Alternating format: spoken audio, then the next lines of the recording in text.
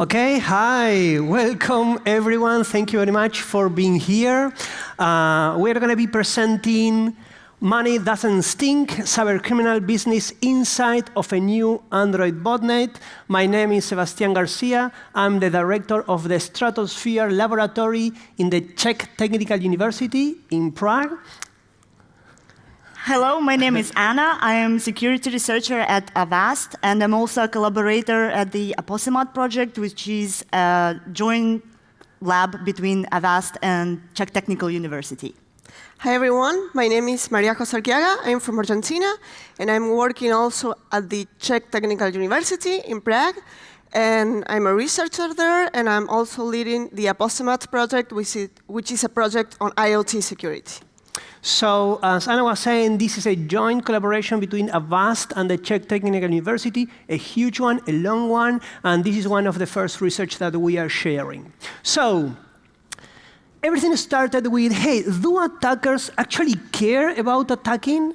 What's going on here, right? When go there and they are attacking, are they, yes, we are attacking, let's do this, or not, right? So we wanted to explore this world in the underground, how the people is moving in there, what's going on, how are their perceptions. And it's not easy to do this because you need insight inside these operations. And we say, hey, how can we approach this problem? And the first thing we thought is like, hey, let's look at the attackers. Let's take a look. Let's go there and find a way how we can get this information of how they're attacking, which attacks, which types, and let's start analyzing all of them. So this is a story that we're going to show with you of 1 year of research exploring these questions in this talk. Okay. So how did we get there? I mean, how we get to look at the attackers? And the way that we did it was by executing malware in our laboratory. So the specific kind of malware that we wanted to execute was HTBot. Does anyone knows about it? No? No one? HTBot? HTBot, well, malware? This is a botnet that when it infects one device, it uses as a proxies. And this proxy is self, and other malware use it. So we wanted to see what was going on there. And that's how we found Geost, which is a new threat that we call that way, actually. Mm-hmm. So through this process of analyzing malware, we get to new malware, to get to know new threats. Mm-hmm. So, sorry. Yeah. So, here is how we discovered Geost.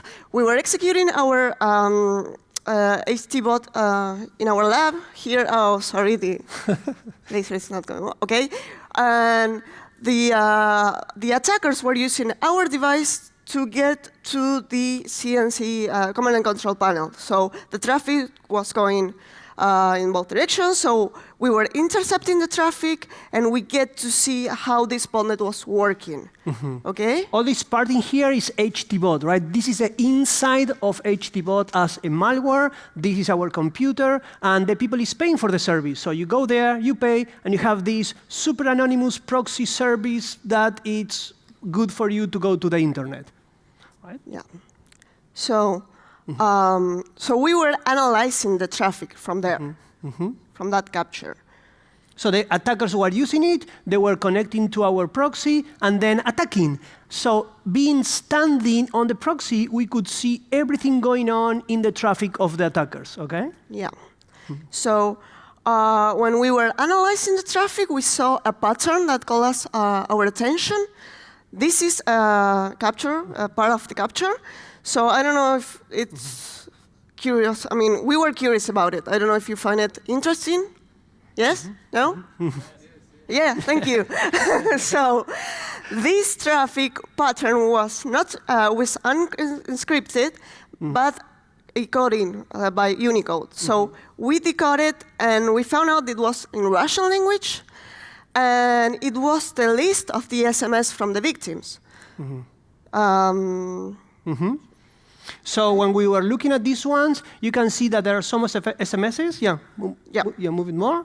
This is an example when we decoded the text, and we read, hey, withdrawal of phone, blood box, troubles, 120, and a password was there. It's like, hey, do not disclose the password to anyone on the fraudster's request password. And say, wait, what are we looking at, right? What is this going on? Why this is in our capture of some HDBot malware? So we started digging on this, and we found that it was actually very important communication from somebody that was attacking, right? So we continue with the analysis, and we get to see the access to the command and control panel. So this was the request from the botnet master to access to their panel. We see that in the request, there was the word Geost. That's why we call the botnet Geost. So there's a lot of information here. For example, the user agent, so which computer are using, I mean, which OS is the attacker using in that moment. Also, there was the cookie inside. So. And this is the first time that we saw that there was something new. We realized that there was some attacker that was using HDBot to operate their own new botnet. There was another separate thread, as María said, that we call Geost, that was being used in our networking here, right? Okay, so by the reconstruction of this panel, we get to see the Geost panel. We didn't get into the panel because it was too late, the domain was down, but we can get to see what was going on at that moment, at that point where the capture was being made, okay? So they have a lot of information about the victims or about the infected devices, and they have a lot of SMS, as you can see. So they have access to all the SMS of the victims. That's why we can get to see them in the capture. So also they have some columns with information. So for example, the status, in this case, they were all online. They have an ID, they have the email, so they can see what kind of device or what kind of phone the victim was using, which rights they had, administration or only to intercept SMS, the Android version they were using, which operator they were using also, which phone operator they had. Which country, in this case, they were all from Russia. And also the balance from their bank account was also there, which was super interesting for us. So they also have another categories, and they have the flow category, the column. And this column is how the attackers identify which APK was used to infect each victim. So you will see that there is a lot of people behind this thread, and they are separating the money. It's like, hey, I infect, I don't know, like 10,000 people, so which are they? So they're putting special identifiers, those flows in the APKs, so they can later go and recognize how much to pay you, or how much victims you have, like 20,000, okay, they have your money for you, right? So this is how they are splitting the work inside. Remember, like Mari said, that this is a reconstruction from the traffic. We never get inside the web page. That's why all this can be shared and is completely legal, right? Yeah, and also we don't have all the information about this because we didn't have access. Only we have like a photo from the moment that the attacker was accessing to it. So to make you to give you an idea of the infrastructure, so far we have found 17 IPs related to this botnet. The countries that those IPs were registered were US, Russian, and Mauritian. So each IP hosts between 1 and 100 Geost domains. Also, the domains are unique, and they look like DGA, but they are not quite like DGA because they are not generating domains so fast as DGA do it. So it's something in the middle, let's call it. We also found a lot of samples of APKs. We're still looking for them. And when we analyzed them on VirusTotal, they were identified as Android HQR or just regular banking Trojan, not very specific threat. And the infrastructure is huge. We are not going to give you all the details in here, but this was a huge process of pivoting and OSINT and searching and matching and confirming and trying to map the complete infrastructure, right? Yeah. So regarding the APKs, they are fake applications. So, oh no. so there are some examples, like Fishdown, which is a game. So update Flash Player. Another one called Installing. I don't know if the logo looks familiar to you. Like it's a Google Play, yeah. And a video photo. So those were some of the fake applications we have found. Also, when we tried to execute them in an emulator, they were detecting the emulator. So they were granting permissions, like reading the SMS of the victim phone, or intercepting phone calls, or reading the contact list, managing the pop-ups. They were granting a lot of permissions. And also the code was obfuscated. It's important to know that there was no exploit in the APKs. There was no way that they were actually abusing the phone. There was completely social engineering through the permissions, and the people was installing and clicking. We are going to be talking later why the people was doing this, but if you are familiar with the mobile threats, this is the most common way of infection. The people download anything, and they install it, and they can yes, all the permissions, that's it, right? Yeah, so regarding the victims, we estimate that there is 1 million victims from the information that we have from the command and control. And per victim, roughly, would be like 700 SMS per year. So here are some examples. So from the SMS we intercepted. We intercept from our traffic. So for example, there is information from the bank and with the balance of the victims. The names of the bank are there, the names of the victims also, we have information about that. There is some personal information. For example, it's your birthday, so congratulations. What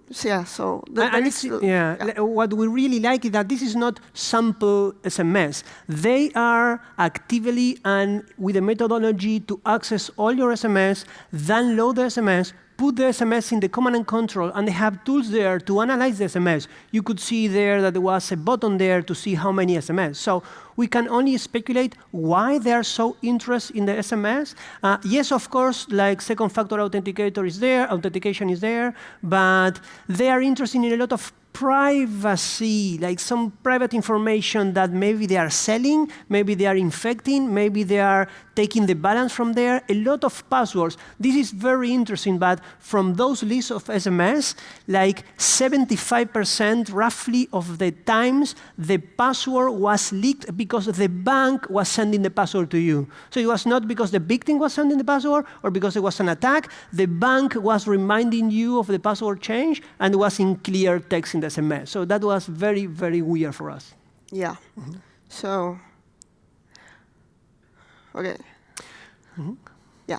So we also, since we have the information of the emails of the victims, we can get to see the percentage of how many phones were infected and which were the model and the brands. So I don't know if anyone know any of these brands, some of them, all of them. Do you use a lava phone? Does anyone here have a lava phone? I'm pretty sure you have, right? Right? No? No? Nobody here with a Meizu phone? Jenga? No? What's going on? Huh? Oh, probably yes, right? So these are real phones. Believe us, you can go there, you can buy them, and you can get these phones somehow, right? So why? Why the people is using these phones? Well, because they're very cheap. There are a lot of countries where they cannot access Samsungs or Asus, and the only way they can get some phone is buying very cheap phones that they use, and they can install anything, and you can imagine that it's very hard to have a good security there, because they cannot execute maybe some very good antiviruses, and also because you don't have in some countries access to the Play Store. So this is why these phones are so easy to infect, right? Yeah, that's it. So Now we have all the information about the infrastructure, about the victims, how the botnet operates, but also we get to see how the attackers or who is behind all this threat. So. Right, to have the look inside of the or being a part of the proxy that attackers are using is already kind of a unique case, but we found more. So when we were doing the pivoting on the domains and IPs, we, thank you to Veronica Valeras, found a chat log, and the chat log was kind of referring to the URLs and domains from Geost, so we decided to take a look at it. Chat was completely, it was for about a year conversation. It was all in Russian. It was very huge. It was around 20 people talking. However, we just identify only 10 of them relevant to the talk that we are doing today.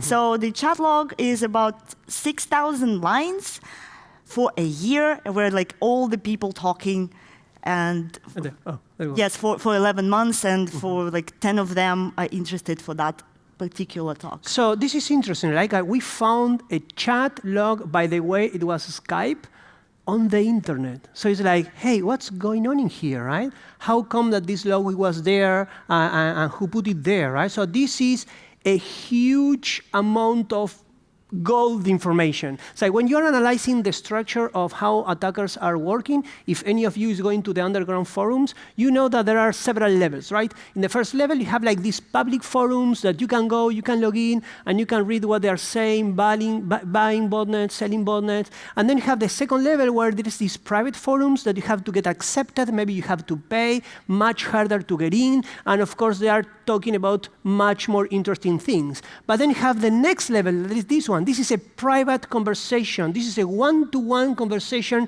from your computer. There is no invitation to get in there. The information in here gets very private, very sensitive, because you feel confident that this is your computer. So the information here is much, much more valuable, right? Right, and the log itself, was kind of interesting to read, because of the private information, obviously, but also it was a little bit of a challenge. It's having a lot of slang and specific words and shortcuts that they use. If you're not familiar with this area, for example, it's really hard to understand. Even for me as a native speaker, I had to Google a lot and try to make sense what they are talking about. Yeah, because it was all in Russian, right? Yeah. Yes, and so for example, this is just the words from the chat that they used regularly. And for example, and I'm reading a conversation about the financial operations that they are doing, and they're saying, oh, well, there is the belka, which means squirrel, right? And I was like, yeah, what is that? So I had to Google that, and I found out that this actually refers to the legal accounting, and this is the slang word that they call it like that. And it was super interesting because we were like, oh, and they were referring to Telegram, but it's not Telegram, it's Telega, right? But if you translate this, actually means cart in English. So you are reading the translation, and it's like, what are they talking about? What is a cart in here, right?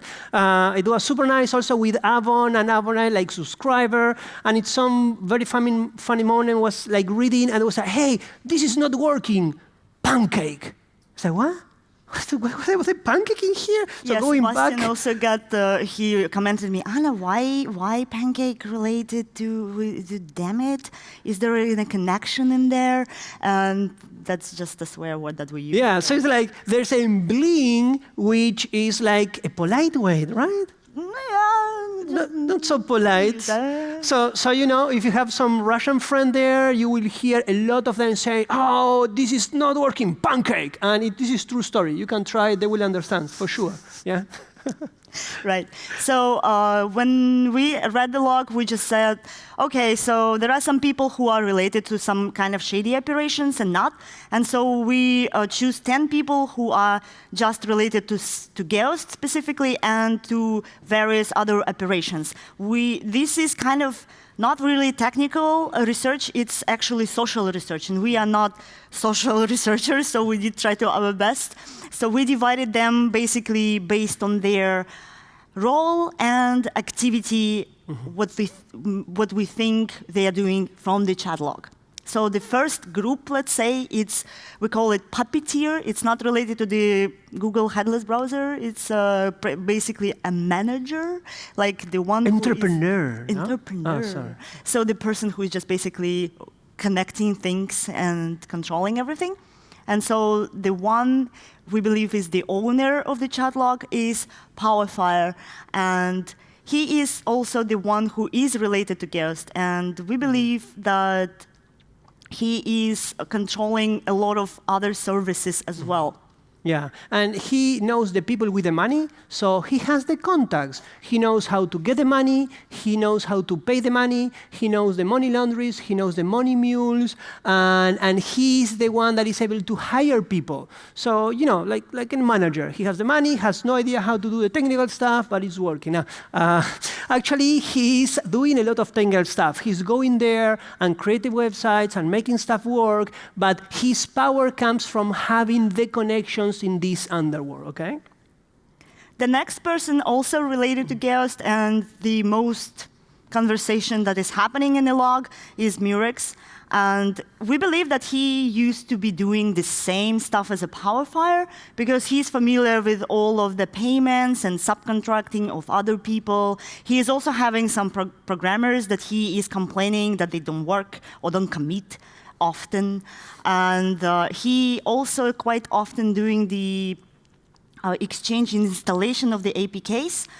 So PowerFire always saying, hey, can you change the APK? There is a file. And he said, yes, I will do it. And then there is no transfer of the file in the chat. So we believe that they have some storage that they both can access to. And so when the new file appears, they basically know where to go and what to do next. Yeah, these two are the most important partners. They share a lot of information, and even developers, they hire the same developers, and they complain, hey, is he working? No, he's on holidays. So these are like talking a lot. Right.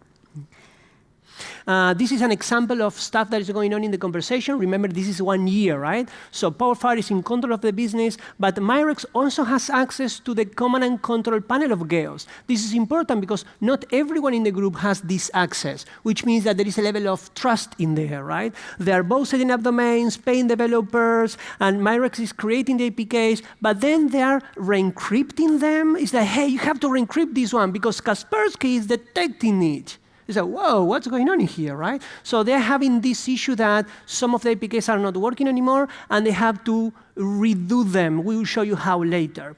Anna was searching about this, and she found that actually it may seem that this Kaspersky service is bundled with one of the banks that they are attacking. So when the phone has this application from the bank, it may have already some protection from Kaspersky, right?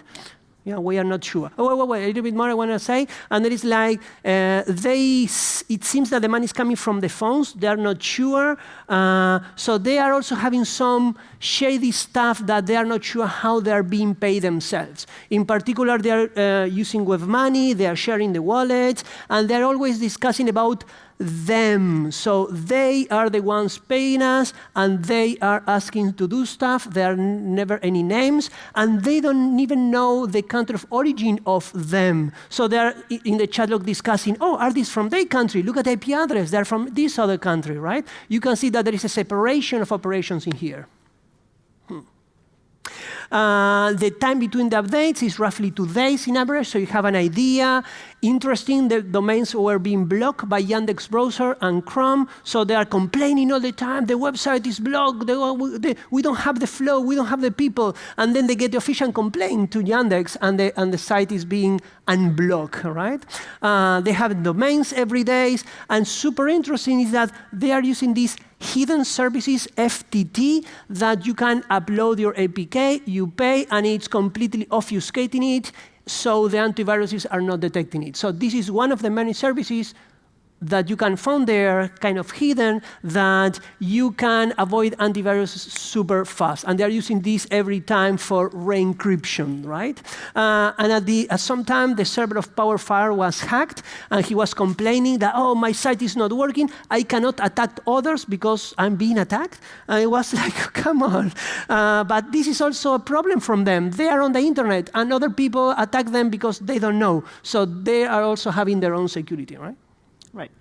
So when we mapped the conversation between those two, we decided to know, like, well, if there is any pattern, the time when they are talking, because we could correlate probably there is a different time zone between them or something, and we found out that the most conversation happens in the evening, so that might be an indicator that they actually have other activities during the day, so maybe a normal job, or have other projects, or maybe that's convenient time between the time zones. We still don't know, but most of the conversation are actually happening in the evening. Mm-hmm. Mm-hmm. Right, so the third person in this category would be Maximchik. Mm-hmm. He is not that much of the talker, let's say.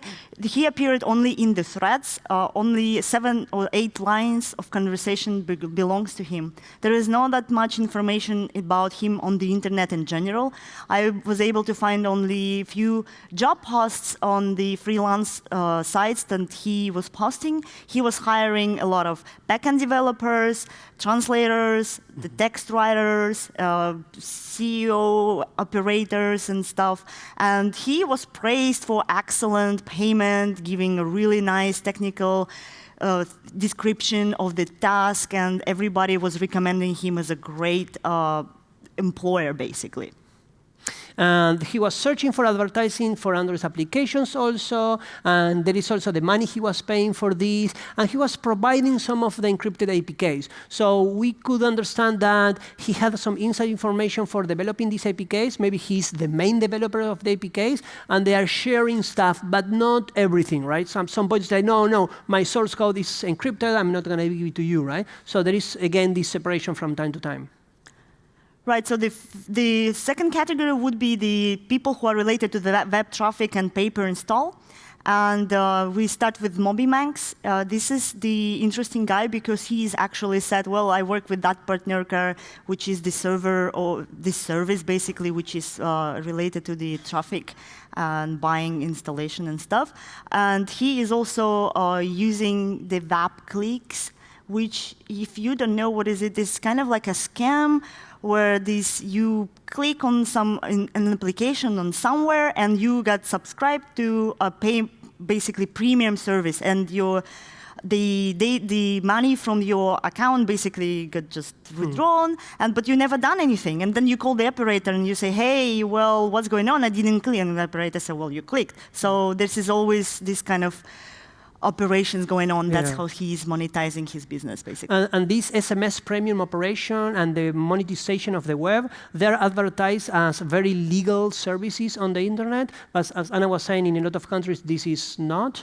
And this guy, MobyManx, actually had contacts to make this happen, because it's not easy. You just don't go there and start one server and you have SMS premium. You need the contacts to make it work, you do the registrations, and then the links. So he knew how to do this, and it was his operation to make it part of Geost, right? Put this in APK, and the clicking, and the money, and if the phone has money or not, and how much, right? So some of the conversations here is like that PowerFire were needing traffic from MobyManx, and he was saying, hey, the calls work, because one of the scams is actually that the people from the phone is calling the service and buying something for some reason. He was saying, hey, actually the calls are coming, right? Like this is working, but the other redirections are not working. So they were discussing how to make it faster and better. MobyManx has access to the Geost panels too, and here you can see part of the conversations when PowerFire say, hey, there is an offer. Their programmer needs a consultation. They want to add click into the midlet because they're using midlets in the APKs. And the programmer needs to explain how to do an auto-click, how to download these landing pages, or insert some script so you can get a share money from clicks plus the calls plus SMS. So you can see that there is a lot of alternative revenue systems that they are using for this, right? There is some operation going on, yeah. Right. The second person is going to be disloyaltv. That's the nickname he used. And the guy has several online video services registered. And we don't have Netflix in Russia, not as far as I know. And lots of people actually watching videos online. And these servers are extremely popular and generate a lot of traffic because users just go and see available movies which is just appear online for free without even paying for that. And we know that he or she is part of a larger group, and this is actually serious business. Like, oh yeah, we know what we are doing, right? Like Anna was saying. And it was very nice for us that sometimes there is, hey, regarding the application that is going via some name that we delete, those people are shady, right? Like, yeah, like you are not shady, right? So even for them inside, they have these reputations on who they want to work with and who they don't want to work with because they are shady, right? And the third person is going to be Elko, and he is also very interesting. I found the first actually search that I did, I found him advertising in the hacking forum in Russia, which is anti-chat, and he was offering, hey, I'm buying Android installs. Like, if you want to know details, send me a private message and all this stuff, and we will talk online. And people were trying to ask him questions, how legal is that or that? And he's like, oh, every message is you just chat me, and we talk about it. So it was nothing that he exposed even on that chat, but yes, he is very active. So the third group is going to be money exchangers, because in the chat log, they always say stuff about, hey, I need to pay someone, I need to transfer the money, I need to do the transactions and exchanges and stuff. And the first person is going to be Nicola. So Nicola, 2200. This is also one of the cases that there are few conversations with him or her, and it seems that he has a huge operation in Russia, like legal one, like offices and all the stuff. And they're saying, hey, can I have this exchange from money from this bank? Say, no, I'm not working with banks. I'm not working with legal entities like companies or organizations. I just work with people, right? Like real people. And he's active in this forum called Dark Money, where he's huge in there, right? The forum actually is kind of from 90s. There's all these flashy things and saying, hey, you can exchange everything. If you need to avoid taxes, yes, like whatever you want, it's right there. This particular guy is charging for his services for 3%. So if anyone interested to avoid taxes or whatever, contact this guy. It's a good fee. Yeah, it is, I think so. And then we have cyberhosting.ru, also in charge of money. It's a little bit more expensive, 3-5% for legal account papers, if you're interested. The thing is that this guy can give you the papers. That's different, right? This is legal thing. He can get the stuff, the billing for you. And they're discussing about, hey, but you get the billing, is that paper? No paper, right? Like I get the real papers in there, but you have to pay more, much more, right?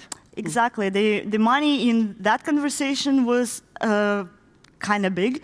So at one point, PowerFire contacted him and said, well, I have a group of people who are interested to buy Bitcoins. How many do you have? And he said, I have unlimited amount. I can do whatever. And he said, well, they're going to give you cash, and you give them Bitcoins. And he said, yeah, no problem, whatever they need. And I think they wanted something around 20 Bitcoins. And he's like, yeah, no problem, I can do it, whatever, right now. So it was very easy for him, no effort at all. And another interesting part was another people from PowerFire wanted to do some kind of, I believe it's some money laundering, but they wanted to give cash, and they want him to transfer money somewhere in China. And the amount of money per day was $1 million or around that, like up to $1 million. And he said, yeah, I can do that, but I'm going to charge for that 15%. And they said, no, we want 7%. And he said, nah, I'm not interested. No. So even he just discarded that, but this daily business, he is not interested. So I just can only guess how much of the operation he has per day. So, and then we have at the end the developers, like the lower group. I'm sorry, developers, but you're the lower group in here. So this guy or girl, we don't know, Taganchik, is doing PHP and Java developing. The backend is there. He's working a lot in Data Life, the CMS, and doing a lot of the PHP. We know that the Geost webpage is done in PHP, so he's in charge of doing it and then doing the backend and make it work and do all together. The problem is that he lacks a lot of motivation. We believe he's quite young. This is a huge conversation of 1 year of trying to put him up. And he's like, come on, dude. He's like, maybe you can still try to put yourself together, like work for me. And he's like, no, right? He's like, hey, but shame, we had such a great plans. I will inform that money, the links. No. I said, okay. Think it over one more time, right? He's like, I read several notes. Look at the pros. The motivation is we don't have a boss, right? At the end of the month, I will pay you good money. Understand? No, I don't want. I said, okay. You can tell me if you're going to continue or not, right? And I was like, so I don't have to bother you every day. No, it's super clear, right? It's like, no. I say, I got it. It's a shame, right? The money would become handy. Think it over again, right? And you will change your mind. It's like, I can do it. I say, come on, dude, I will pay you double, right? So you can see that it's like very difficult even for them to have this type of motivation. You can imagine you are having a job and you are working and you get up and then you need to work and the guy is not doing it because he doesn't like it. And sometimes he's saying, I want out. And PowerFire is like, okay, there is a huge amount of money that we are going to lose, but if you want out, you're out. And then 3 weeks later, maybe he needs the money and says, hey, I will do something for you. So it's super hard imagine for you, it's hard to keep the developers. For them, it's very, very hard too, right? So final thoughts in here. We were asking the question, right? Like, do they care about attacking? And the answer is no. In no moment they are like, yes, we are attacking, the thrill, getting into the... No, that's not happening. That's in the movies, maybe. They are like every day. Like, we go there, we work, we get the money. We don't know, and we don't care, right? This is the reality. So we split this in 3 groups. There is a group that is perceiving this as, this is not illegal at all. Like developing. I'm doing a website. I'm doing the backend. Actually, a lot of people, they don't know that they're developing for something that's going to be legal. They don't know, they don't care, they just get the money, do a web page for money. But also, for example, not only developing. So if you need a person who is going to write a clickable text for you, this person can write it and they didn't think that they do anything bad. For them, they're just doing their job. They're writing text. Yeah. And this is super good to know that who is involved and who is not involved is very difficult to know, right? In the second group, the infrastructure is like, yeah, probably this is not illegal, we believe, because when you say illegal, you're talking about the laws, you're talking about countries, right? And this is the internet. So they are doing like fake organization website, mirroring a third party, like mirroring Facebook. Is it illegal?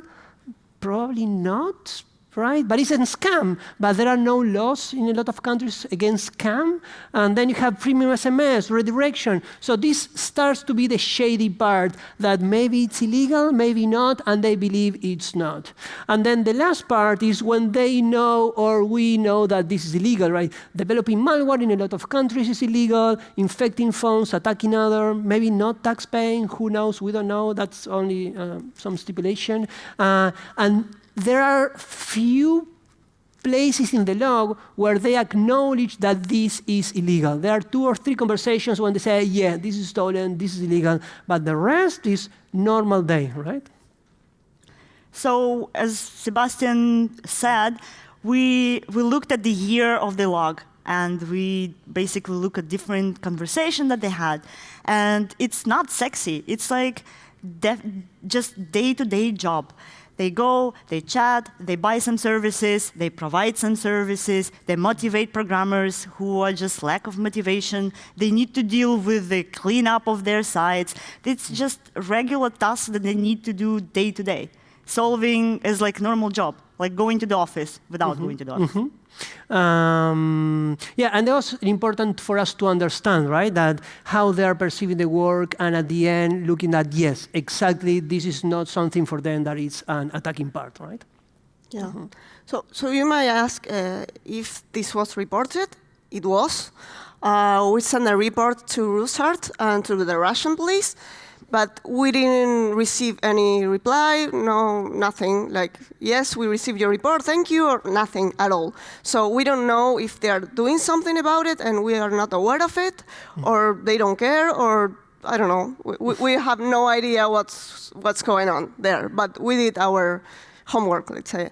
So, and also, so far, 5 banks were affected by this botnet, and we can estimate more than 1 million victims.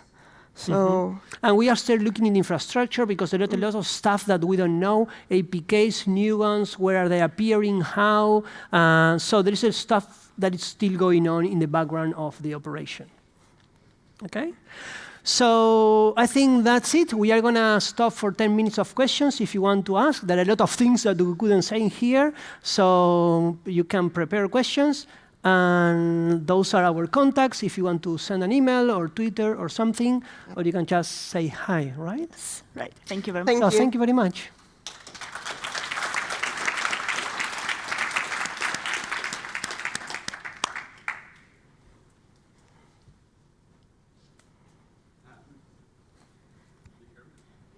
No. Maybe you said it at the beginning, but have all these APKs were actually... Wait a minute.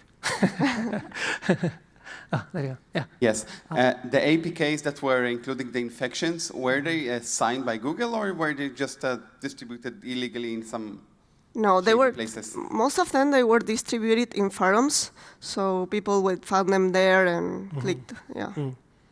Part of the operation was how to get the APK inside the phones, and that's why they were developing these new websites every day, new domains, new IPs, and then trying to get this into people. That's the traffic buying. So they were buying people to go to these websites for something like a movie, and then at some point you are being redirected, and then you are being offered different things, including the APK, and the people is clicking. And the second one is like they literally go and say, hey, yeah, this is the game you are looking for, or the whatever APK, and the people needs it. Because remember that this operation is going on in places where people may not have access to the Play Store, and they cannot pay. Even if they have the money, sometimes they cannot pay. So at some point, the people want the application. So they search alternative places, and they install them. They are there, right? Yeah. Thank you. Thank you. Any other question? No?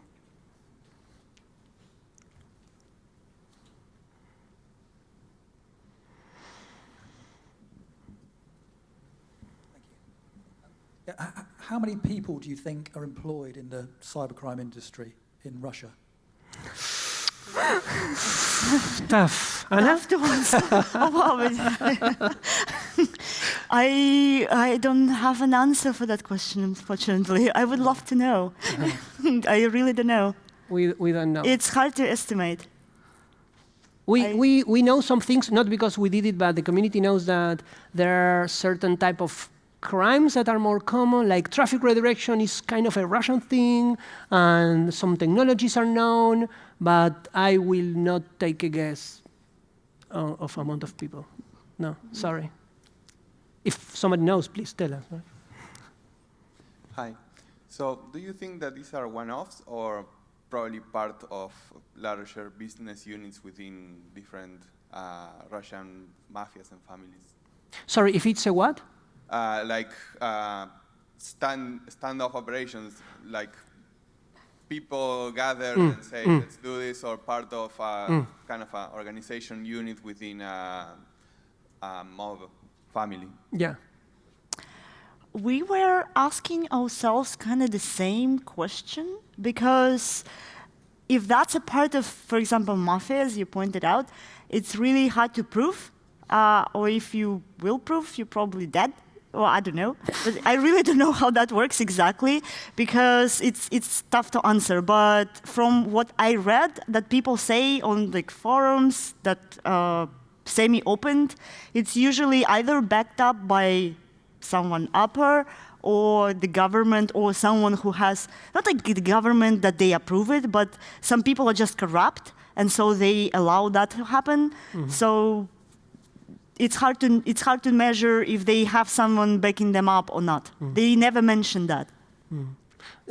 We know for sure that there are a lot of different organizations and levels. There is people developing and trying to attack and creating an IoT botnet, and then there are groups, and then there are these partnerkas, and there are groups of groups, and people selling and buying. So the network is huge. And at some moments, as Anna was saying, we know that they need some authorization from somebody, because some of the services, you cannot do that without authorization from somebody, right?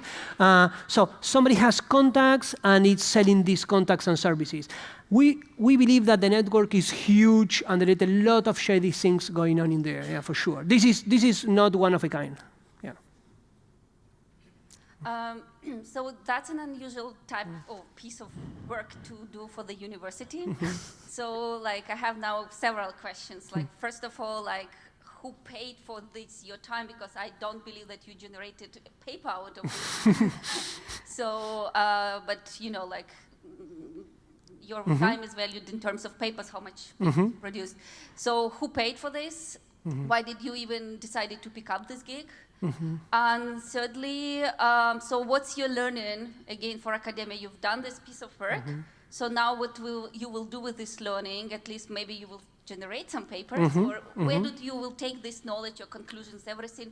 Did you share it with somebody else? Was it useful for somebody? I mean, we had fun, Of but course. other than that, what's going to happen next? Yes, so that's a good question. Actually, in the Stratosphere Laboratory, stratosphereips.org, there are several projects. This project is part of something called Aposemat, that is an IoT laboratory that is now supported by Avast. So the idea is that we have this joint collaboration for doing research, for doing papers, but for doing also data sets and publishing and the software and making this happen inside Avast and for the community. So this is quite unusual. Like Avast is putting the money for papers mostly, right? Of course, they will use the technology, but also we are going to use the technology. So in that area, we are infecting like cameras and IoTs and analyzing the market, but going into the forum to understand how the people is attacking our devices was part of the question. It's like, who is attacking our IoT devices? Like the government, the mafia, a group, they are selling. So when we get deep into that, we found this, and yes, this is going to be papers, and this is going to be published like a research, academia research, and that we want to continue also, because a lot of this can go into how the industry is approaching the problem, right? And this is giving insight for Avast and the rest of the community. As a matter of fact, we actually published already one paper on IEEE in the part of the VACO workshop. It's this research. Yes, it's a small paper, and we mostly cover the OPSEC errors, so the errors that they done, so we discovered them, and the other part of the research, like most social, let's say, we were encouraged at actually IEEE to continue because people were said that it's very rare when you were able to get this kind of log, so like legally, because usually in the research industry, you cannot just get, oh, I hacked the server and here it is. So, and we have it legally obtained, so it's great. We are going to continue with that, definitely. No, that's what it's not, right? Yeah. If you get a server and you get in, you cannot publish a paper. Well, you can try, but you cannot publish a paper with that. Yeah. This is, yeah, true. Thank you very much. Question? Non-technical question, but from going over the messages in the logs, did you get the impression that these guys have a good life, meaning that, you know, I bought this car, I live in this penthouse, or are they struggling to make their living? Oh, thank you for your question. I'm glad you asked, because they're actually not. They actually not. I think they are struggling, to be honest. I think they are trying to make a buck from everything they can. So they never mentioned, oh, I bought this luxury thing or whatever. They just discuss. Sometimes they even need a loan. Sometimes like, oh, I don't have money to pay you. Like, I will get the money transferred in, I don't know, at the evening. So it doesn't, I did not have an impression that they have a lot of money that they explore everywhere, you know, like now. And the money is coming from time to time, right? So this is not like every month. So sometimes they have a lot of money and then they don't and they are struggling. Yeah, and a lot of people we believe are super young. So maybe this is the only way they can get money. In some countries, it's the only way. So there is a lot of stuff going on, right? They seem to have another business also. It's like small business around. So Yeah. No. Welcome. Question? So, since you had access to the chat logs and everything, I was wondering if it was mentioned why they didn't encrypt the whole traffic, because encryption is pretty easy and it would have made detection so much harder. You want to go? Sorry? No? No. So we don't know, right? We don't know. We believe that in the paper that we publish in IEEE Security and Privacy, we are talking about the OPSECs, and there is an analysis of all the OPSEC mistakes, including the encryption. And the answer so far we have is they don't care. It's like, they don't care. There is a lot of stuff, there is a lot of money for a lot of people, the operations is moving very fast, and they don't need it, because until now there was nobody detecting it. There was no name for the threat. So it's like, there is no cost for them. It's like, nobody's stopping us, nobody's detecting us, we are not appearing. Why, right? This is easier to do, and encryption is like complicated, certificates and all the stuff, right? So far for us is they don't care. Maybe they do in the future. Yeah. Okay. We are done? So, yeah, we are done. Thank you very much. Thank you very much. Thank you very much. Yeah.